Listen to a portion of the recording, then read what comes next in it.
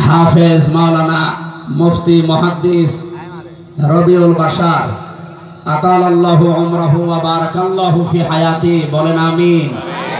সামনে বসায় মাহফিলের প্রধান আকর্ষণ যারা, সম্মানিত শ্রোতা মণ্ডলী, পর্দার আড়ালের খাদিজা, ফাতেমা, আয়েশার উত্তরসূরি মা এবং বোনেরা, সবাইকে নিয়ে আল্লাহর দরবারে শুকরিয়া আদায়ের মাধ্যমে, রাসূলের উপরে দরুদ আর সালাম পাঠ করার মাধ্যমে আমরা আরম্ভ করছি। আমার আজকের আলোচনার বিষয় ফিরে যাওয়া।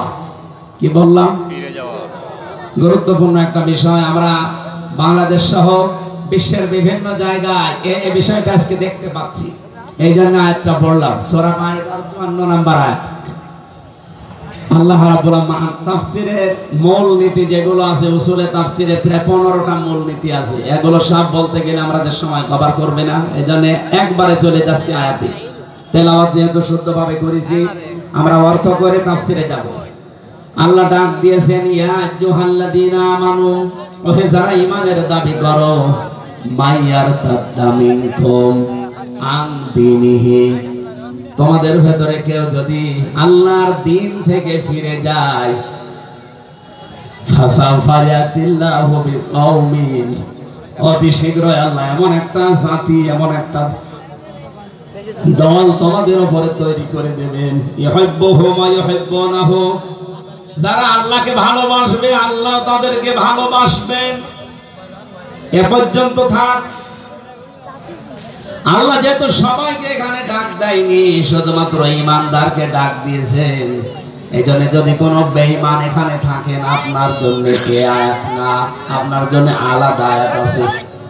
এখানে বেঈমান থাকলে চলে যান, এই যা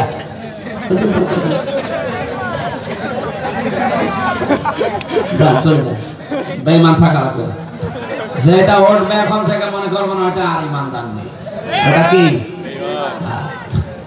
যেহেতু আল্লাহ শুধু ঈমানদারকে এখানে ডাকলেন, শুধু ঈমানদার যেতে পারে না, আমাদেরকে আল্লাহ ডাক দিয়েছেন, মাইয়ারতাদ্দা মিনকুম, তোমাদের ভেতরে যে বা যারা, কোন ব্যক্তি যদি আন দীনিহি, আল্লাহর দ্বীন থেকে, ইয়ারতাদ্দা শব্দ আছে তাফসীরে ইবনে কাসিরের ভেতরে পেয়েছি, ইরতিদাদ শব্দের শাব্দিক অর্থ হচ্ছে হক থেকে বাতিলের দিকে ফিরে যাওয়া। এই বাংলাদেশে আগস্টের 5 তারিখের পর থেকে আমরা অনেকে